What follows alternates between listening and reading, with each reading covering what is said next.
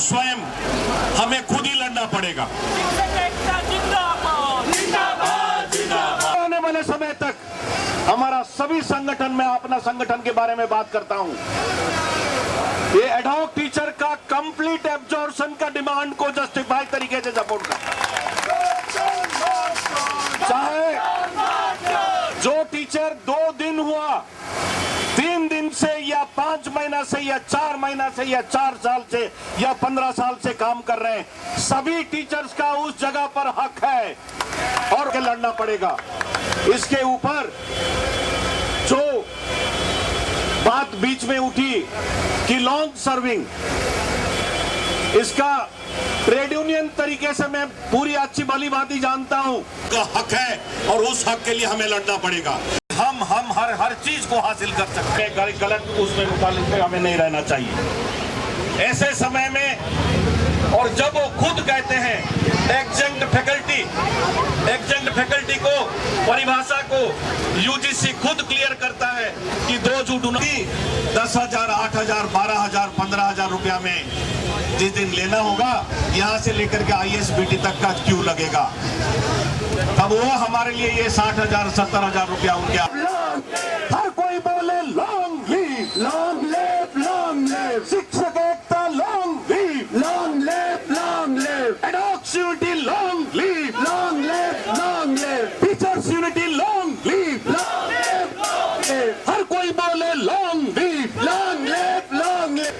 Permanent absorption होके रहेगा, होके रहेगा, होके रहेगा, इस आवाज के साथ नहीं होगा, होके रहेगा, परमानेंट एब्जॉर्प्शन होके रहेगा, होके रहेगा, होके रहेगा, परमानेंट एब्जॉर्प्शन होके रहेगा, होके रहेगा, होके रहेगा। अरे दम है कितना दमन में तेरे, देख लिया है देखेंगे, जोर से बोलिए। अनप्रेसिडेंटेड सिचुएशन दिल्ली यूनिवर्सिटी में रहा है पिछले कई सालों से, 10-12 साल ऐसे हो गए हैं कि हमारे साथियों को परमानेंट नहीं किया गया और इंटरव्यूज़ 2010 से पूरी तरह से बंद हो गए। कई जगह और समय से बंद हैं अलग अलग वजह से, लेकिन 2010 से पूरी तरह से बंद थे।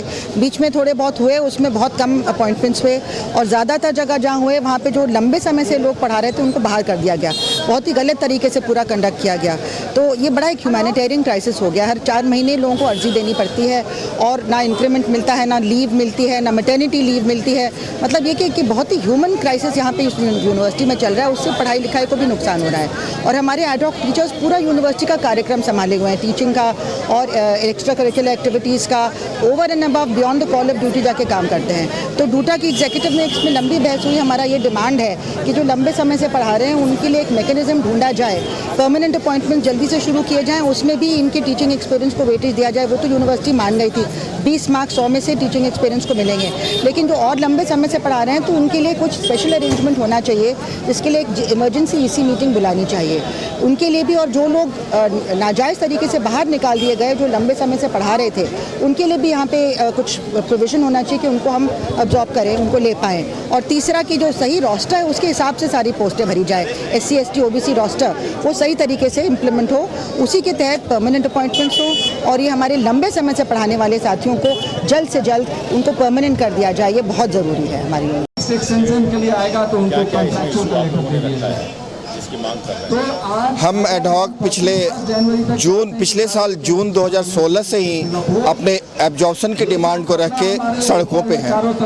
हमारी डिमांड है कि 4,500 एडहॉक्स जो दिल्ली यूनिवर्सिटी के टोटल टीचिंग स्ट्रेंथ का 50% है, और वो एडहॉक जो पिछले कई वर्षों से इस दिल्ली यूनिवर्सिटी में अपनी सेवा दे रहे हैं और पूरे अपने तन मन धन से दे रहे हैं, उनका समायोजन एब्जॉर्प्शन एक ऑर्डिनेंस के थ्रू किया जाए। और ये ऑर्डिनेंस दिल्ली यूनिवर्सिटी में ईसी और एसी लेवल पे बनाया जा सकता है। पिछले ईसी और एसी इलेक्शन के चुनावों में जो ईसी और एसी मेंबर्स इलेक्ट हुए हैं, उनको एडहॉक्स ने केवल और केवल अपनी वोट एब्जॉर्प्शन के मुद्दे पे दी है। ये हम एडहॉक टीचर हैं, दिल्ली यूनिवर्सिटी में 4,500 एडहॉक टीचर्स हैं जो एब्जॉर्प्शन को लेकर अपनी डिमांड रख रहे हैं। एब्जॉर्प्शन जो हमारी एक पुरानी 10 सालों से चली आ रही डिमांड है।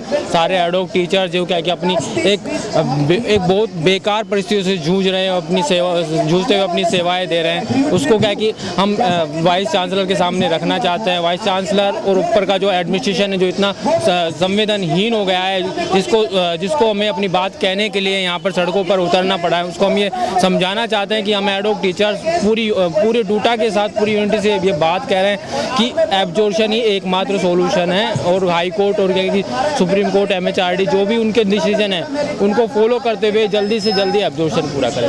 सबसे प्रमुख बात यह है कि ये 4,500 एडहॉक साथियों के रोजी रोटी का सवाल है जो यहाँ सालों से पढ़ा रहे हैं, और उसके ऊपर से जो ऑटोनॉमी की जो बातें चली आ रही हैं HRD मिनिस्ट्री से और यूनिवर्सिटी लेवल पे जो कमेटी बैठा दी गई है, इससे इन एडहॉक टीचर्स का जो है और बल्कि संपूर्ण टीचर्स का, परमानेंट टीचर्स का भी एक भविष्य जो है वो बिल्कुल अनसर्टेन हो गया है।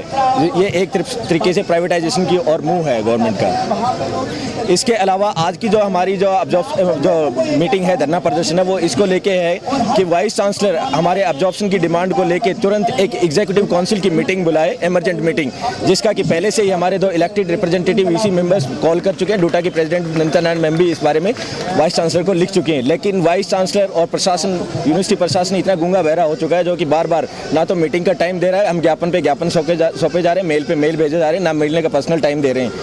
तो हम मांग करते हैं कि हमारी इस एब्जॉर्प्शन की मांग को मद्देनजर रखते हुए और एडहॉक साथियों को तुरंत रिलीफ देने के लिए एक इमरजेंट मीटिंग ईसी की बुलाई जाए एब्जॉर्प्शन को लेके। और इसके अलावा इंटरमीडिएट रिलीफ के लिए 2 इश्यूज हमने सामने रखे हैं आज के ज्ञापन में। वो ये है कि जब तक परमानेंट एब्जॉर्प्शन एडहॉक टीचर्स का नहीं हो जाता, कोई भी एडहॉक टीचर्स को दूसरे एडहॉक टीचर्स से ना रिप्लेस किया जाए, क्योंकि ये सुप्रीम कोर्ट के 2005 के उमा देवी केस का वायलेशन है, दैट इज 5 जजेस कॉन्स्टिट्यूशनल बेंच का वायलेशन है। इसके अलावा एक एडहॉक टीचर्स की सर्विसेज में नॉशनल ब्रेक होता है, उस ब्रेक में यहाँ लोगों की सर्विसेज भी जो डिसकंटिन्यू की जाती है उसको काउंट नहीं करते हैं, और जो सैलरी होती है उस पीरियड की वो भी ये देते नहीं है।